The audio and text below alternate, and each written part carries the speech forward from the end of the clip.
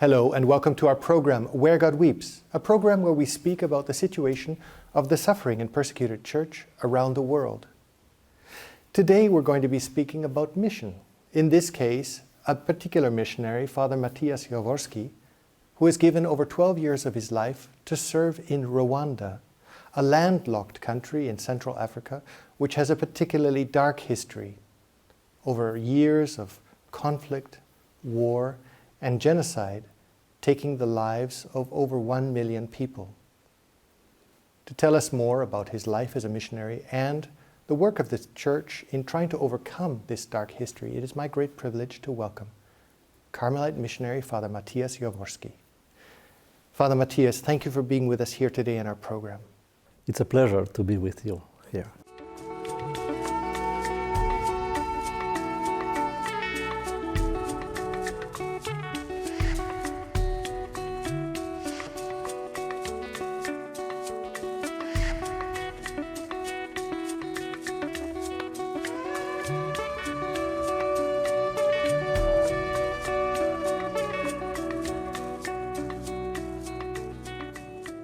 Father, you are a missionary in Rwanda. You've been there for 12 years. How was your first encounter with the people, with your first encounter with real mission work in Rwanda? So I went with some negative image of the church in Rwanda. How is possible to a Catholic, in a Catholic church, in a Catholic country, to experience such a war? We have to be clear. Many of the members of the church were the active members of those wars. So it's shameful for us as the Christians. So with this negative image, I went to Rwanda. With this savior complex, I will save them. So after 1 year or 2 years, listening to those stories about the people who tried to save others, about the people who really suffered the war, about the people who suffered the consequences of this war, I changed my mind, saying those Christians were the victims of the war, not only the perpetrators. So my image changed. So in the beginning, you are naive or arrogant, because you come from Europe, from the Christian countries. Christian culture. I'm no longer sure. Yes, that's another question. That's true. That's true. So now I think, I hope, I pray that I should be more humble before these realities in Rwanda. So the biggest discovery was to see that those young Christians were already capable to give their life, to offer their lives because of the gospel. So those murderers, members of the church, they didn't kill because of the church or because of the teaching of the church. No. It's just opposite, because they didn't understand the message of the gospel. But those who tried to save others, they really understood what the gospel is. So yes. It was my new perspective. Then I tried to collect the witnesses. The stories were coming to our retreat house, because if you deal with the retreat house, the people come to you. Was there something that really shocked you when you came? What shocked me positively. It's possible to shock positively? Yes, it is possible. The different colors of the church.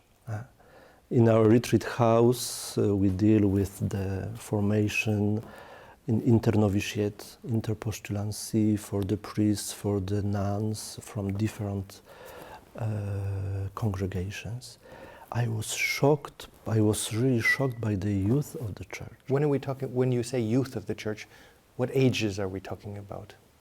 Teenagers from this kind of 20 to 30 years old. Majority of the society, it's beyond. below 30 years old, majority of the society.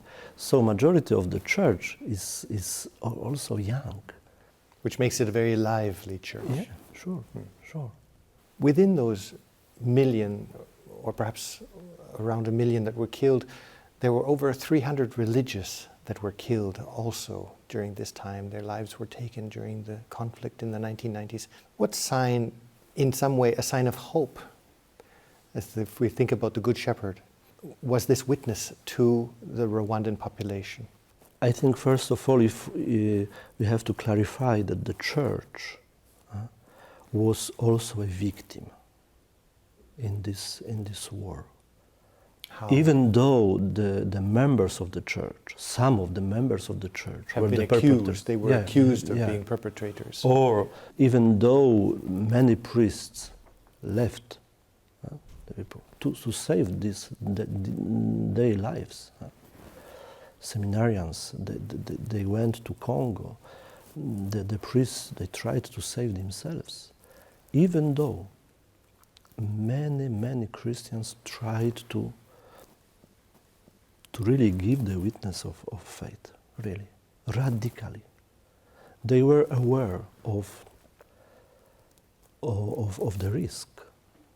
I'm thinking about one priest, Jean Bosco Munyaneza, 33 years old, involved to the charismatic movement. And also he was a footballer. A footballer. Mm-hmm. Yeah. Even as a seminarian, he played in national team twice. A strong man. So he became a parish priest, and his story starts by the war in Burundi, when the president of Burundi was killed. Some members of his parish asked for the mass for the president of Burundi, but they mentioned that they prefer may this mass be celebrated by himself, because he was Hutu. So he understood the... There was a political... he understood the message.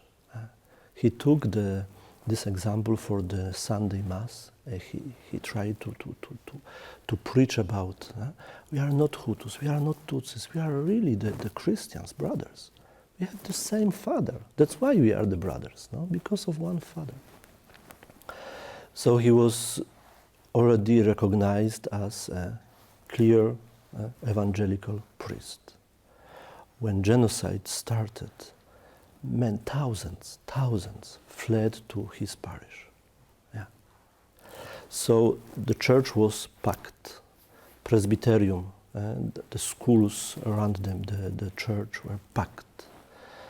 Then the perpetrators tried to kill those people, and he was at the head of resistance. He tried to negotiate with the local politicians, with the local responsibles. Yeah. In the evenings, nights, he tried to baptize those who were not yet baptized. He confessed, then he prayed with the people the rosary. 2 or 3 nights, the young boys tried to defend the girls, the widows of the church. And the last day, when the soldiers came with the grenades, with the weapons, it was no longer possible to resist, to protect. So himself, he stand on the gate, saying, if you want to pass this gate, you have to pass by myself. I am really a pastor here. There is my flock. You have to pass through myself. They killed him. So we have a witness of the one young seminarian from that time. He was hidden on the roof of the buildings just nearby the gate. So he followed this last dialogue. He is an eyewitness of this dialogue. Now he's a priest, this seminarian. He is a rector of the major seminary. So this priest shows us that the people, some of the people were aware of the risk, and they accepted to follow Christ up to death. You have written a book called Light of Faith in Darkness, which addresses precisely these questions of these martyrs of the genocide, martyrs of this conflict where so many lives were claimed. What inspired you? Was it stories like this, of this priest, of this Jean Bosco, or what inspired you to write the book, and what does this book have to tell us now, today? I didn't think about any book. I didn't think about writing. Just the people coming to the retreat house, just they shared, they experienced.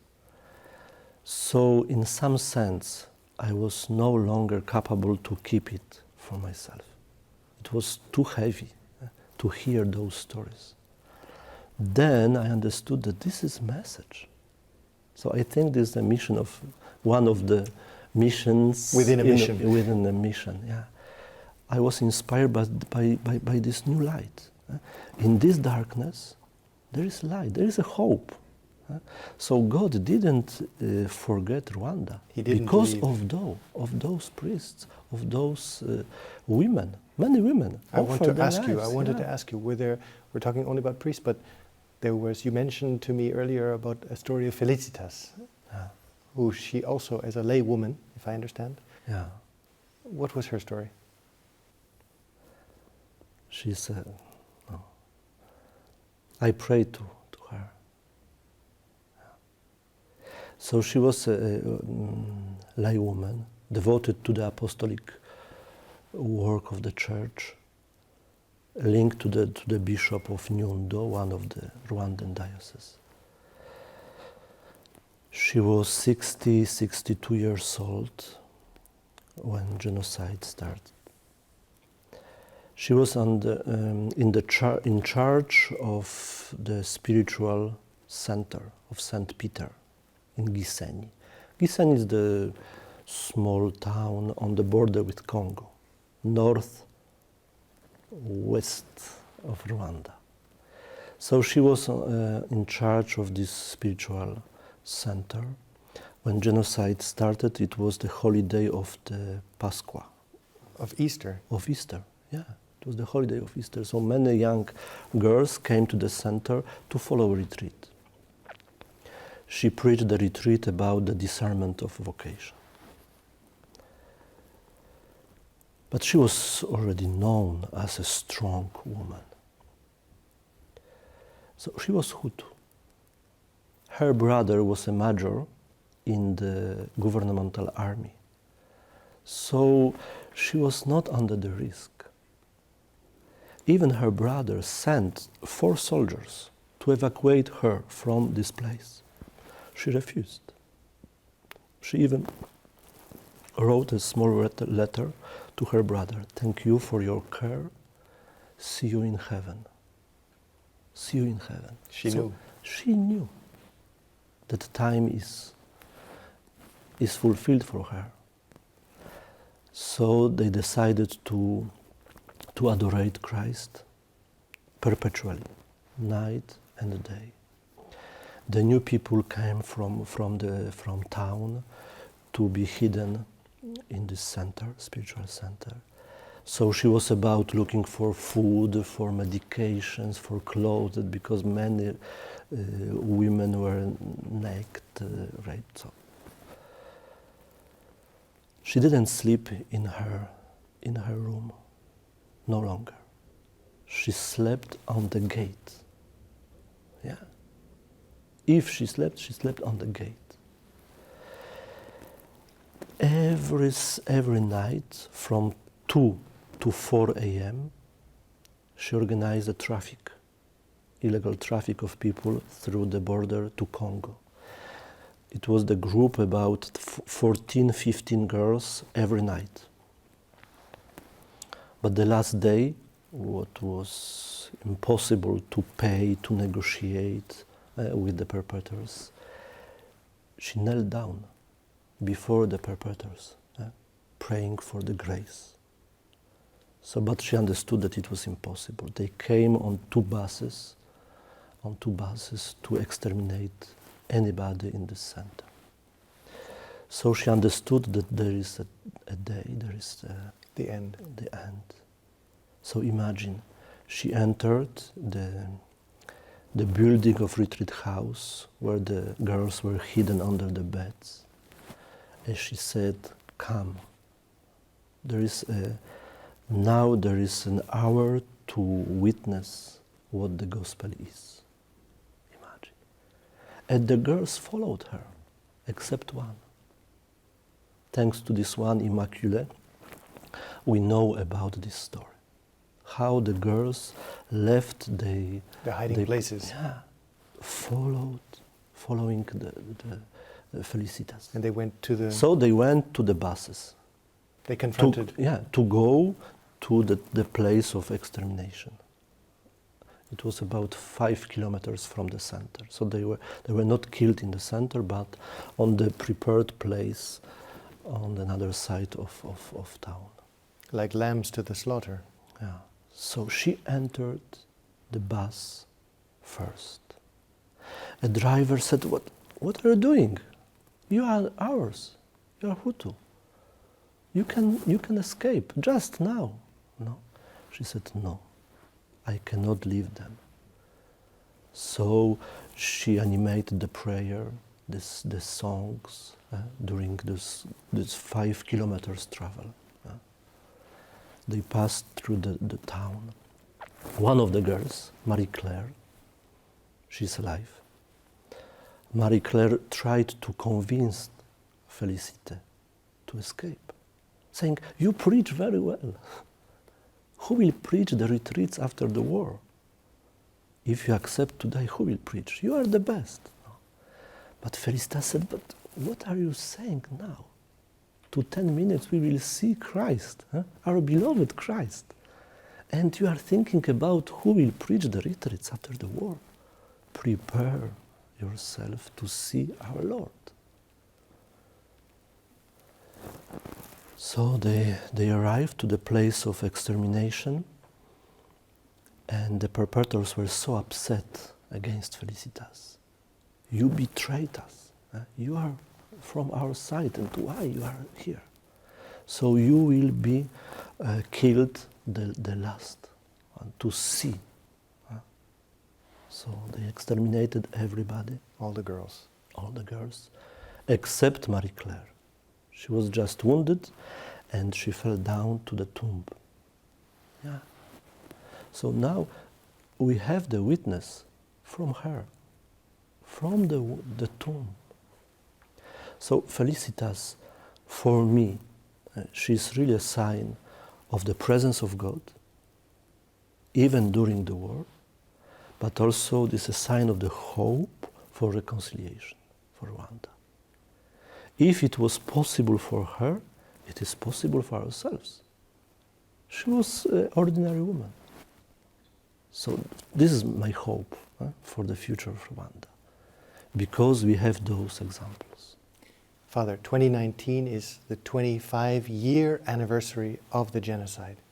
And 2018, the Church has dedicated as a year of reconciliation.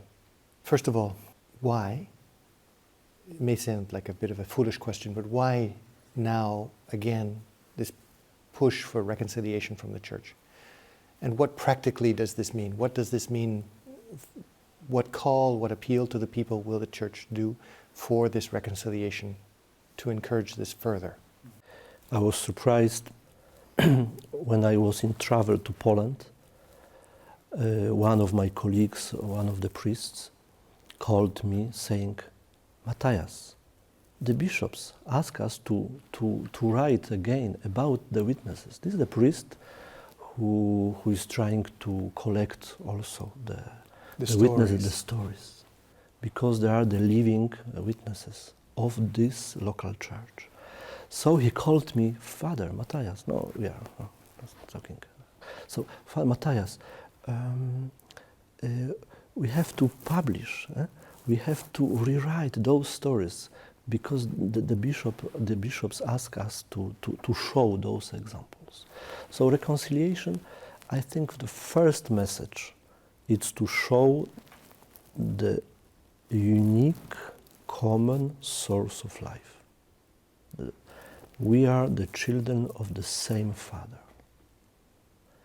If we are the brothers, that's because we have the same Father. So this Christian message, it's about reconciliation. The same source of life, the same source of dignity. Then, I think the very powerful dimension is that those ethnicities, they join, they pray together in the same church. You know, the churches in Rwanda, they have been the tombs of the so many victims. So many victims. So for some of the people, it was almost impossible to pray again in the place of such a massacre. But because the church prays together, is the same church for the Hutus, for the Tutsis. So this is the powerful signs. It's not about the teaching only, but about the everyday prayer together. Then, as the Carmelites, we have the initiative to invite the relics of Saint Teresa of Infant Jesus. So all the bishops from Rwanda, all the bishops from Burundi sign 2 letters, invitation letter sent to Basilica of Lisieux, inviting the relics. So in Rwanda it will be in this context of reconciliation. But we will try to show Teresa as a witness of love. Love is to give everything and to give yourself. That love will be the main message, and confidence also. Because one of the consequences of the wars, of the conflict, is lack of confidence. So with Teresa, with her sensibility about confidence to God, to others, we will try to make a small step in this reconciliation process. And she is also the patron of missionaries. Sure. So it's a strengthening of your own vocation at the same time. Yeah. Father, what hope? I mean, we've talked very broadly about the situation in Rwanda, about your story, but principally about the weight that this country still carries, and perhaps ways forward for this population that has been so brutalized by violence. What hope do you have for Rwanda as a country, as a nation? What hope do you have for the people? If you come today to Rwanda, you will see the living society, living church, because the deepest desire of any person is to live in peace. So my hope is this deepest desire to live in peace, in reconciliation. So my hope comes from this deepest desire.